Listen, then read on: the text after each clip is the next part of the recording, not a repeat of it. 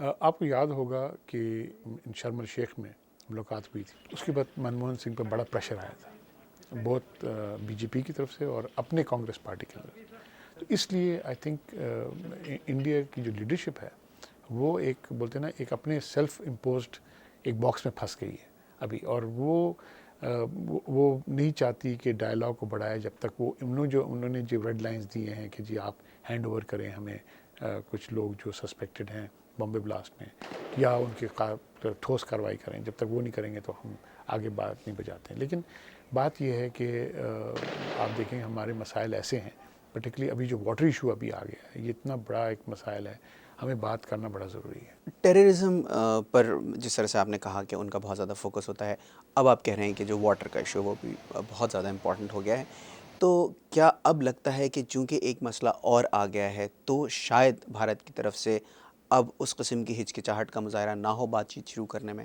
دیکھیے ہونا تو یہی چاہیے جو آپ کہتے ہیں، لاجیکلی یہی ہونا چاہیے. آئی تھنک منموہن سنگھ خود آئی تھنک چاہتے ہیں، ان کی جو ایک گروپ ہے وہ with in the Congress party وہ بھی چاہتی ہے، لیکن بی جے پی کی اتنی پریشر ہے ان کے اوپر اس باتوں پر، اور کیونکہ ابھی ان کی تھوڑی بہت آپس میں بھی کچھ ایسی باتیں ہوئی ہیں، تو آئی تھنک اس انٹرنل پریشر کی وجہ سے آئی تھنک. لیکن واٹر ایشو ایسے ہے جس پر ان کو انٹرنیشنل پریشر بھی آیا ہوا ہے، وہ انٹرنیشنل پریشر یونائٹڈ اسٹیٹ سے EU سے کہ یہ ایک بہت بڑا مسئلہ ہے اور اس کو آپ سیٹل کریں. 2007 میں بھی منموہن سنگھ ہی وزیر اعظم تھے بھارت کے.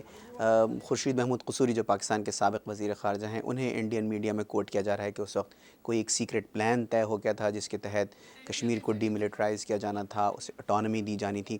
کیا آپ کے خیال میں اس قسم کا کوئی پلان دونوں طرف کے عوام کو اور کشمیریوں کو قابل قبول ہوتا؟ کیونکہ آپ کے پروگرام پر ہم نے باتیں کی تھی کہ کشمیر کے اوپر اگریمنٹ کبھی بھی پاسبل نہیں ہے، لیکن ارینجمنٹ ضرور پاسبل ہے. تو یہ جو ہے یہ ٹریک ٹو ڈائلاگ جو ہے یہ جس کو آپ سیکرٹ پلان کہہ رہے ہیں، ٹریک ٹو ڈائلاگ کے مطابق بہت سی باتیں کی گئی تھیں، ان کے اندر کچھ باتیں عمل بھی ہو گئی تھی. فار ایگزامپل آپ کی بارڈرز کے اوپر آپ کی ٹریڈ جو تھی چھوٹی سی شروع ہو گئی تھی، آپ کی بس کی جو تھی روٹس وہ کھل گئی تھیں وغیرہ. تو آئی تھنک کچھ پیش رفت ضرور ہوئی تھی، اور اس میں یہی plan demilitarization in the sense کہ بھائی I don't think demilitarization آپ کہہ سکتے ہیں، لیکن certainly pull back of forces from the what they call line of control and we call the ceasefire line, وہاں تک ضروری تھے. اور آپس میں movement of nationals from Kashmir from this side to the border that side وہ تھا، وہ ضرور ایک آئی تھنک اس میں کافی پیش رفت ہوئی تھی.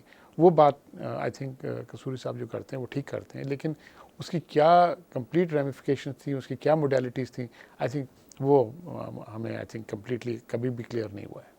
ٹیررزم کے حوالے سے بات کرتے ہیں. امریکہ کا نیشنل کاؤنٹر ٹیررزم سینٹر جو ہے اس کے مطابق مڈل ایسٹ سے زیادہ خطرناک جو ریجن ہے وہ اب ساؤتھ ایشیا ہو گیا، اور ظاہر ہے اس کی بڑی وجہ پاکستان اور افغانستان میں جو دہشت گردی کے واقعات ہونے بتایا جا رہا ہے. ہم پاکستان کی بات کرتے ہیں.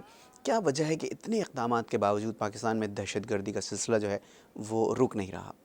دیکھیے سب سے پہلے بات دیکھیے سکسیس تو اس میں کوئی شک نہیں ہے، success has been one on the ground. لوگوں نے اپنا شہادت سے بڑے بلڈ فلو کر کے آپ کی پاکستان آرمی نے سوات میں اور ساؤتھ وزیرستان میں سکسیس کافی کیا. اورگزائی میں ابھی ایک بیٹل شروع ہے جس کو جو وہاں کے فورس کمانڈر کہتے ہیں یہ فائنل بیٹل ہے، کیونکہ جتنے بھی بچے کچھ چیچن زیرف وغیرہ تھے اور القاعدہ کے ریمننٹ تھے وہ اورگزائی ایجنسی میں وہ لڑ رہے ہیں ابھی. لیکن کاؤنٹر انسرجنسی جو ہوتی ہے، ملٹری جو پارٹ ہوتی ہے کاؤنٹر انسرجنسی، وہ خالی 30-35% ہوتی ہے. باقی جو ہوتی ہے وہ سویلین پورشن ہوتی ہے.